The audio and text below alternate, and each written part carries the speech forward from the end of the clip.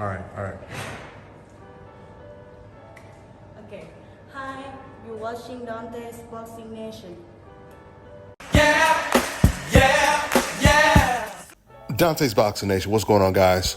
So one of the best heavyweight prospects in the world right now, silver medalist Richard Torres Jr., he was sharing a story on how he had wrestled with Terrence Crawford and was very impressed with Terrence Crawford's strength. He said that Terrence Crawford was super strong, and he also made a pick on the Canelo versus Crawford fight. Yeah, so I'm Team Crawford, but I'm a ride or die Canelo fan. So with that being said, I'm gonna sway a little more towards the USA side, but I'm excited for the fight. Did he diffuse your power? Did you all right. So it came out a while ago saying that, like, Crawford beat Richard Torres in wrestling, yada yada, and again got a couple of views on that. I just want to point out that I didn't know we were wrestling hard. All right, we were wrestling in his kitchen. Okay, he's like, let's see what we got, and all of a sudden he like just got a lock on me, and I was like, oh, it's over. I was like, okay, like as soon as I felt that lock, I was like, all right, I'm done. So he's super strong, but we've never gone in the ring and sparred before. But I've seen what I love his defense. I love his defense and how he's able to manage that. Tell him I want my rematch if you see him, man. First of all, I thought it was pretty funny how Richard Torres, he went from talking about what happened when they were wrestling in the kitchen, and then all of a sudden he switches it up and he said, yeah, but we never sparred before, but I like his defense and how he's able to manage that. What kind of compliment is that? Terrence Crawford knocked out every single fighter he faced at 147, and you like his defense? That's called a backhand compliment.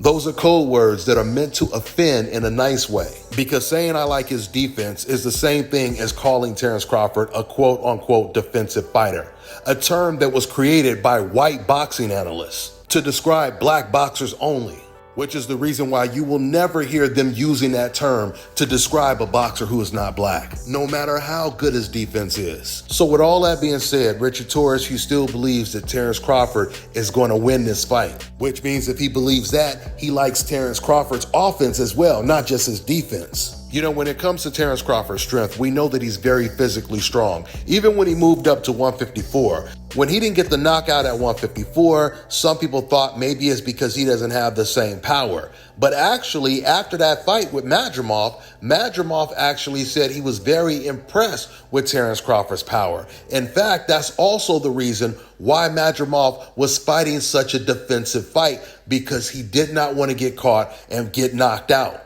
If you guys remember, in that fight, Madrimov was the one that was doing all of the holding. And you would think it would be the smaller guy moving up in weight that would be trying to hold the bigger man.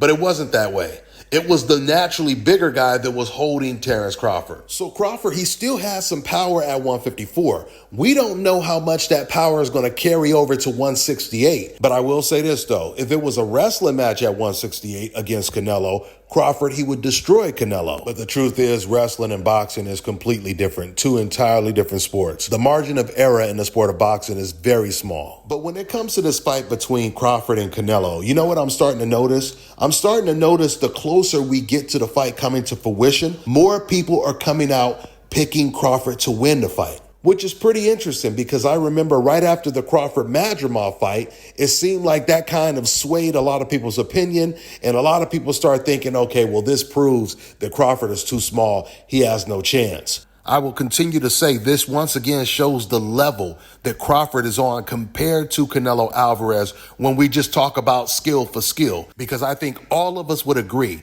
that if Canelo was just moving up one weight class to fight against a naturally bigger Terrence Crawford, no one would be picking Canelo to win. In fact, if they were naturally the same size, no one would be picking Canelo Alvarez to win the fight. And that's not to suggest Canelo wouldn't have a chance to win. I'm just telling you, no one would pick him in a prediction. With that being said, I'm going to wrap this video up. That's all I got for now, guys. I'm on to the next one.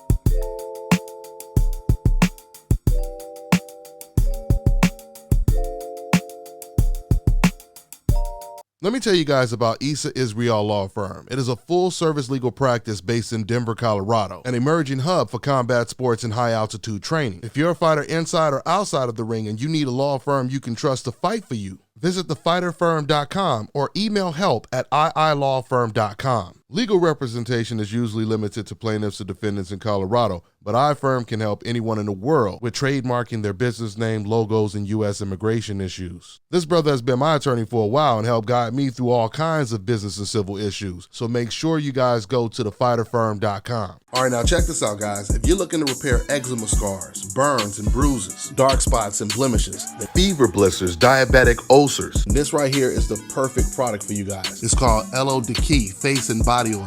Athletes and top-ranking boxers, they're also using it after training to reduce swelling, inflammation, and to ease the pain. So get yours today. Go to elodiki.com, like them on Facebook, and follow them on Instagram.